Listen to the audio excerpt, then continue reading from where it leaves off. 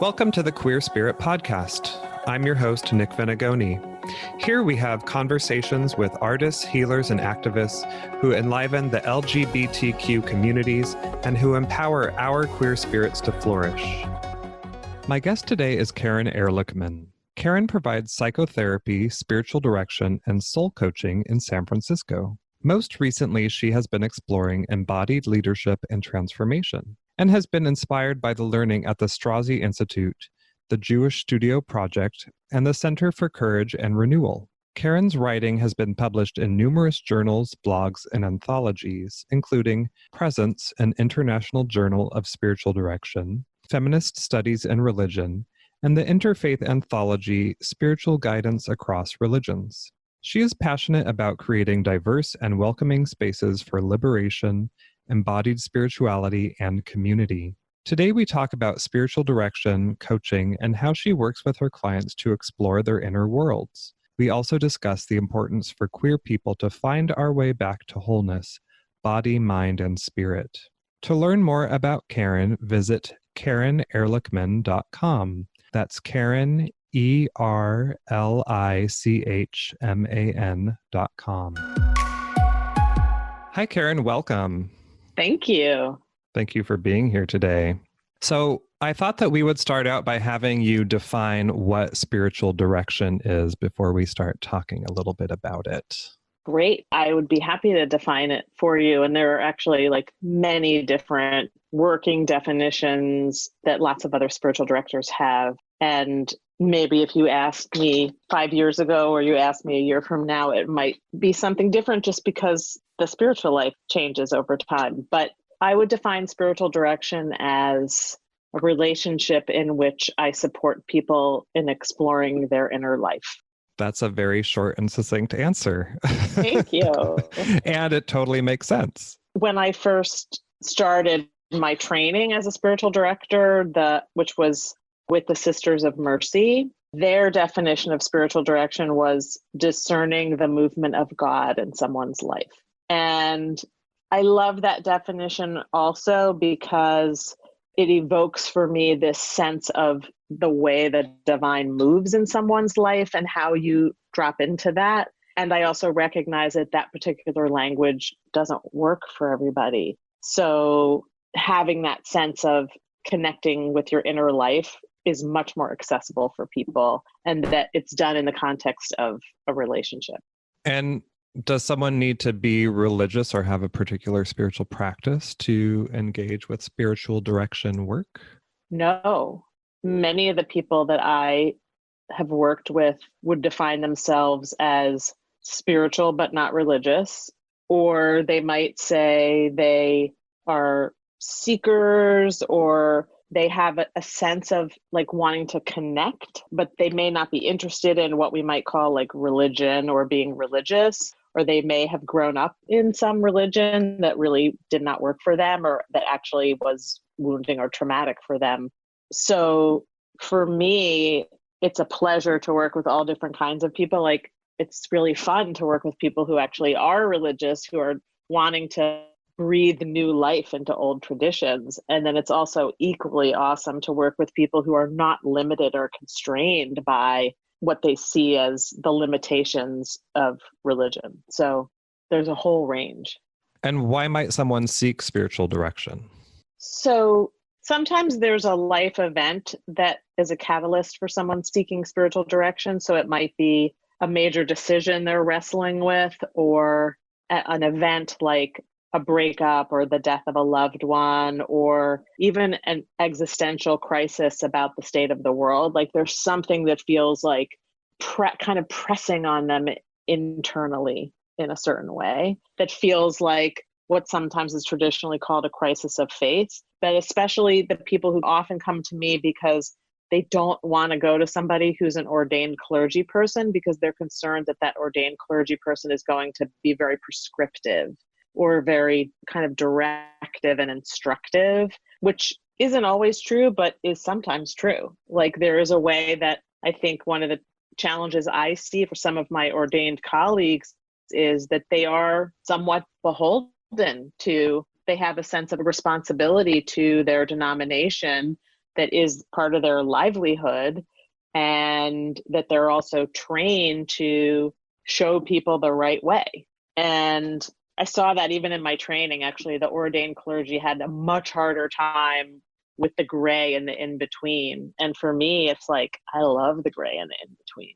Well, I also imagine that for ordained clergy, if someone is coming to them who's maybe part of their community or part of their congregation, that even if the clergy member might be okay with the gray, they might think, oh, this person is coming to me in this particular context and they want me to speak to them and address them from this particular angle, even though maybe this other thing that I might want to bring in, they may not be open to. I think that's definitely possible, especially when they have a pre-existing relationship with that person already, or they're accustomed to that person being in the role of the teacher or the advisor or the one who's sort of like a gatekeeper. But I also know that there are people like women religious, like nuns and priests who've been offering spiritual direction, like within the context of community for a long time. Or I have a colleague who's a Sufi sheikh, and he only does spiritual direction in his community, and he sees it as part of his role as the sheikh of that community. So I think it depends. Yeah. And I imagine people also might come to you because they want to seek someone outside of their community because of something that they want to talk about that they're not sure that they will feel it's completely confidential, or even if it is, they just might feel a little awkward about it. I've been amazed at the wide variety of people who have come to me, including evangelical Christians, people who are living in very insulated spiritual communities, not people I would typically expect would be drawn to somebody like me. But to your very point, I think they've been drawn to somebody like me because the likelihood of me knowing the people inside their community is very low. And so they feel a greater sense of confidentiality in working with me, or also like they make some assumptions, some of which are true and some of which I'm not sure about, like either because I'm a lesbian or because I'm Jewish or because I'm different or other, that therefore I will be more empathic or relate better to their own sense of being isolated or other. It's very interesting in that way. Mm-hmm. I'm curious to know, since you're also a psychotherapist, if maybe you have had clients who you thought might benefit from spiritual direction work and maybe started doing it, but they initially identified as atheist or a non-believer, maybe like queer people who, felt like they were rejected, and so they abandoned all spiritual ideas. In the context of therapy, I always ask every single person if they grew up with a particular religion and if they have a spiritual practice as an adult. And partly I ask that because, as therapists, we ask people if they've ever used drugs or alcohol. Have they ever made themselves throw up? Have they starved themselves? Have they been sexually abused? But we don't feel like we can ask them about their spirituality. Like, that doesn't make sense to me. So I do ask people about that part of themselves.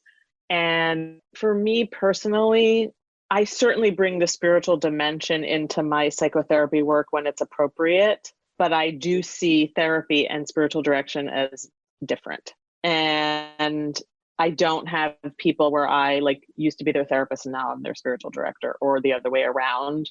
And I don't know how other people do it, but that's how I do it. But I do, if I'm seeing somebody in spiritual direction and I have a sense that they actually need psychotherapy, I will refer them for that, but I won't switch over. Mm-hmm. Okay. Yeah, I would agree. I actually do ask the same 2 questions to all my new clients. And I think sometimes those are some of the most interesting answers I get. And I'm not a spiritual director, but I have studied and practiced transpersonal psychology. And so it's spiritual direction probably looks very different than any of the sort of spiritual conversations I may have with people about their beliefs and how they may use that as a support. So I can see there's some similarities and some differences there too. So did you become a psychotherapist first, or did you start practicing spiritual direction first? I was a psychotherapist first. Okay. And can you tell us the story of how you got interested in practicing spiritual direction? Sure. So I'm actually a licensed clinical social worker by training. And prior to having a private practice, I spent about 10 years as a medical social worker working in the field of women's health. So like in OBGYN and in labor and delivery, and I worked with like a huge range of psychosocial issues in that context, and was always interested in the mind, body, spirit connection, and thought for a while, like maybe I wanted to become a chaplain, but I got very burnt out on working in a medical setting. And so didn't want to pursue chaplaincy training because I was much more interested in spiritual care that happens like out in the world. And I had a conversation with a friend of mine who is a rabbi and a spiritual director, because I was really wrestling with trying to get some clarity about what kind of spiritual care work I wanted to do, or what I was, to use spiritual direction language, what I was feeling called to. And so he asked me a couple of questions about like, well, when you envision yourself doing that work, what do you see yourself doing? And I was really clear. I wanted to support people in having their own experience of meaningful spirituality. I wanted to support them in creating meaningful life cycle rituals. I wanted to bring those psycho-spiritual tools together for different healing practices, and to really bring that work to people. Because what I'm seeing, and it's even more true now, is people are not beating down the doors of their churches and synagogues and temples, etc. They're still seeking, right? Their spirits are still seeking, but they're not looking so much into those codified religious institutions. They're seeking elsewhere. And I really wanted to meet people where they are. And so he said, I'm going to suggest that you call Sister Marianne. Here's her phone number. And the Mercy Center in Burlingame has this training program in spiritual direction. And I just think you should talk to her. And I was like, Sister Marianne and the Sisters of Mercy? Like, I was so not expecting him to say that. But it was one of those moments where, like, when your heart is broken and somebody you trust actually gives you a suggestion that's helpful. And so you're just like, well, I trust him, so I'm going to go do this. So I called her up on the phone. I scheduled an appointment with her. And literally, as I was driving my car up that winding driveway, I just had a felt sense. I just knew in this very deep level, like, oh yeah, this is exactly where I'm supposed to be.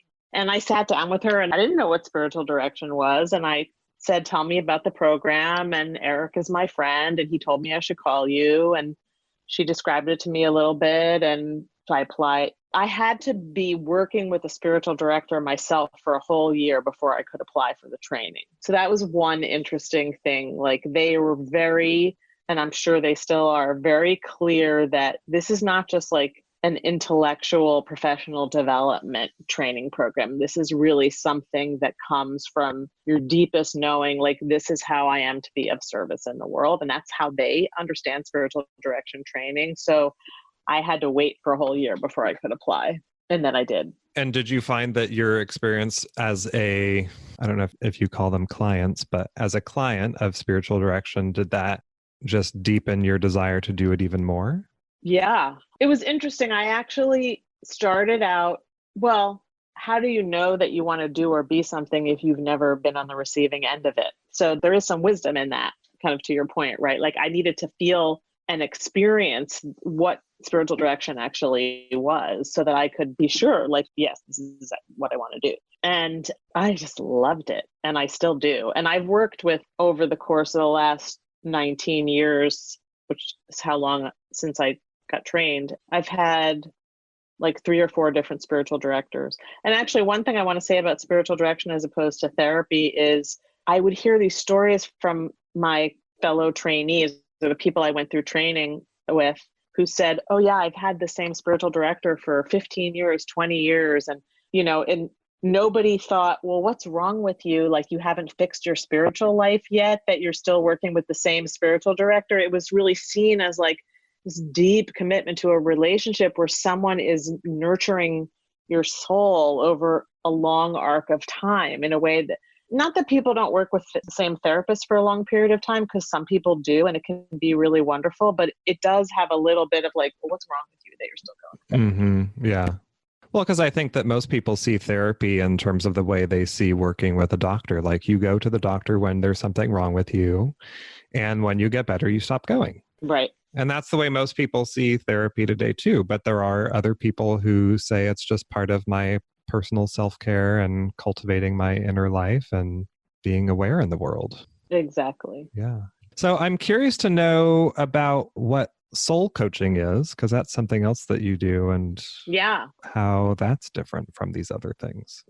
I really have been curious about the coaching world as it has evolved over the last 25 or so years that it has come to be a professional practice, and also how it's different from spiritual direction and how it's different from psychotherapy. And there is a quality of spaciousness and unfolding and deep listening and kind of a slow, it's almost like a bowl, like a slow nurturing. It's like having, yeasty bread dough rise or something, like that quality of spiritual direction, and sometimes therapy too. And the coaching world has some elements of that, but it also is much more commitment, action oriented. There's a little more like making a plan and taking risks and accountability, and it has a different energy to it, and feels very connected in some ways to my early work as a social worker that is very concrete and practical in some ways, but also grounded in the spiritual. Like social work started out as street ministry. That's where the profession originated. And so there are people that I see for soul coaching who are interested in coaching. They want to connect their inner life with their outer life, but they want something that's much more engaged and accountable and collaborative and risk-taking, and maybe isn't so much of like what I said earlier about discerning the movement of God in their life, although that might be part of it. And they're certainly connecting to their inner life, but there's a different quality of purpose and intention to it. Like there's more, and I have a particular set of tools and practices that I use in soul coaching that's I sometimes bring into spiritual direction, but it's very different, and it's often in the service of career planning or major life changes. And I think each of those different disciplines has something to offer the other. And eventually we'll have a word that describes a more integrated approach where we don't have to be so compartmentalized in what we do. If you have some ideas about what that word might be, I'll be open to it because I haven't found one yet. But in some ways, it's interesting you mentioned my website because, like, yes, each of those things are discreetly described on the website, but there is a through line that connects all of them. Like there's an ethical underpinning to all of them. And there's also a sense of a creative collaboration in the service of the wellness and the wholeness of that person. Well, that brings me to my next question, because that was something I noticed that you use that word a lot, is wholeness. And you talk about using wholeness as a metaphor, wellness and healing. And I'm wondering what that means to you, wholeness. That's a great question. One aspect of wholeness that's meaningful for me is connected to my own spiritual practice of Judaism, that the concept of shalom or shlemut, that means wholeness, it means peace, and it also has a relational quality. It's how people greet each other. So my earliest introduction to wholeness was probably just like as a young child in my religious education of saying shalom to people, or how the word shalom shows up in Jewish liturgy and spiritual practice. And then much later, as an adult in my practice as a social worker, I was taught as a social worker about what we used to call the biopsychosocial approach, was this mind, body, and I'll add spirit approach to working with people in a manner that really respects the dignity and the self-determination of every single person, that isn't about seeing somebody as broken, but understanding people in every context of their lives. And then in somewhere around 2005 or 2006, my spiritual director at the time introduced me to the work of Parker Palmer, who has since become a huge influence in my life.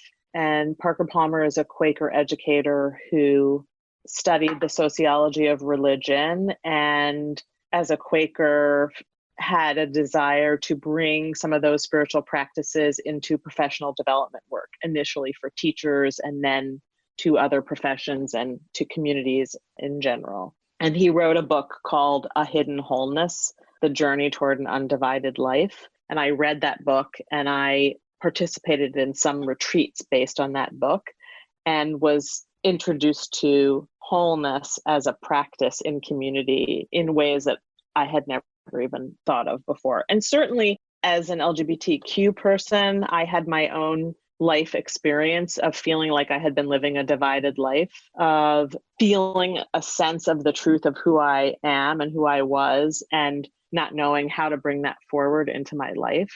So I sometimes say that queer people have an advantage because we've gone through the experience of knowing who our true selves are and then discerning the meaning of that, and then the whole process of coming out as very much a spiritual practice. And a journey towards wholeness.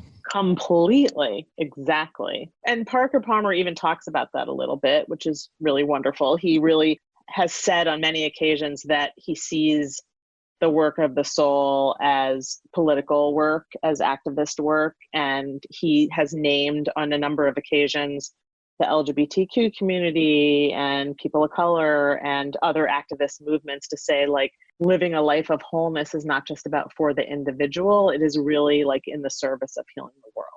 Well, in sake of wholeness, one thing that we haven't really talked about yet is the body. Oh, yeah. We've mentioned it a little bit. Yay. And I know that you also do bring some somatic work into your practices with people. And I wonder if you could share a little bit more about what that looks like. Yeah, I'd love to. I spent, from the beginning of my education as a social worker, I spent many, many years working with people who'd experienced trauma. When I was in grad school, I had an internship at a rape crisis center, and it was trauma 24/7. You know, it was really being with people in profound suffering and being aware of and working with how that trauma had impacted them emotionally, psychologically, spiritually, and somatically, like how people were holding it in their bodies. And I, at the time, was not exposed to, nor was there yet like a whole field of somatic psychotherapy. There were certainly people, you know, yoga's been around for a long time. There were certainly people who were doing, you know, what we would now call somatic work and body workers and things like that. But I think I had an intuitive sense of wanting to work with people somatically. Like, it can't just be that talking about things from the neck up is sufficient. Like, it's not sufficient. Like, people could, there was definitely a movement toward wholeness and people, quote unquote, getting better and feeling more capacity in their lives to a point, but still holding it in the body in some way. And so I felt a sense of responsibility to get more training and more fluency in how to work with the body respectfully, ethically, and responsibly. And I'm just going to leap over to bringing somatics into spiritual direction, because the spiritual life has been so disembodied in so many traditions, even though there are like amazing embodied spiritual practices in almost every tradition, like the Eucharist, taking communion, or hand washing, or baptism, or the mikveh, which is the Jewish ritual bath, or foot washing, or like many, many somatic practices. But in many mainstream religious practices, the body is also seen as dangerous, especially queer bodies seen as dangerous, women's bodies seen as dangerous. And so engaging the body in spiritual direction, it might just be breathing. You know, it could be simply mindful breathing, or drinking a glass of water, or opening one's hands, or just taking your shoes and socks off and feeling your feet on the floor. Like, it's not that fancy, But there is something that is a profound movement toward wholeness and sacred about inviting people to reclaim their bodies, especially people who've had trauma. That's kind of a long answer to your question. Yeah, no, it's great. And I totally agree with you. And I do think that there are ways that a lot of spiritual practices or religions, they have disconnected the body from the practice. And I also think it's especially important for queer people because a lot of queer people, for different reasons, have maybe not disconnected from the body, but separated the body, or maybe disconnected certain parts of the body because of, you know, the way they relate to their body because of their gender identity, or the way that maybe they want to separate their sex life because of their sexuality from the rest of their life. So they separate their body from their spirituality or their emotional life. And so I do think it's really important to bring those together for wholeness. Totally. Absolutely. There's been, for example, like some really incredible, like contemporary new rituals that have been created for LGBTQ people in particular around the body that can be like a ritual before top surgery, or a ritual for giving yourself a new name, or a coming out ritual that might involve hand washing, feet washing, anointing with oils, or some kind of spiritual practice that is about blessing the transformation of becoming who we really are. So, as we begin to wind down our conversation, I wonder if you can share with us a person, practice, or experience that has supported your queer spirit to flourish. That's such a good question. I'm thinking of a particular mentor of mine who is an older woman in her 80s now, who's been a friend and a support person, not a spiritual director formally, but definitely an elder. And she's the kind of support person who kicks my butt when I need it kicked, like lovingly, right? So there's those kind of soul friends who just really generous listeners and don't necessarily give us advice either way, but help us to listen to our own inner voice. But she's the kind of person who will say, cut the crap. I want you to like sit down and write every morning for 15 minutes, or you need to up your meditation practice, or like, she's that kind of person. And in a way, it kind of connects to your question about soul coaching. Like the way that she kicks my ass is completely from a place of love. And we do have many different conversations about God and spirituality, and we've done various classes together and things like that. But she comes to mind in response to your question because we share that same sensibility about the intertwining or the braiding together of all these different parts of the self and the soul, but also that there is some sense of having somebody in my life who sees my fullest potential, even when I can't see it myself. And she's very patient, but she will also like say, go put your tushy on the cushion. Put your tushy on the cushy. Exactly. Great. So Karen, where can people find you to learn more about your work and what you're up to? People can find me on my newly redesigned website, which is just KarenErlichman.com. They can also follow me on Instagram. I do not think social media is the devil. I think it is an amazing way. I had to put the devil in there somewhere in a conversation about spirituality. So I am on Instagram at KE_replenish. And people can also send me an email or call me. All that information is on my website. Okay, great. Well, I will have those links in the show notes for people to find later on. Thank you. Well, thank you for being here and sharing about your work that you are bringing to the world and to our communities. Thanks for inviting me. Do you feel lost or stuck? Or are you alone on your healing journey? If you're seeking guidance or support, I'm here to help. I offer online coaching and counseling for queer spiritual folks from all over. Schedule your free consultation with me now by going to queerhealingjourneys.com. I look forward to supporting you on your path. To find the resources we discussed today, find the show notes at thequeerspirit.com. And if you enjoyed the show, remember to subscribe, rate, and review on iTunes. This will help us reach and support more queer people all over. Thanks for listening, and see you next time.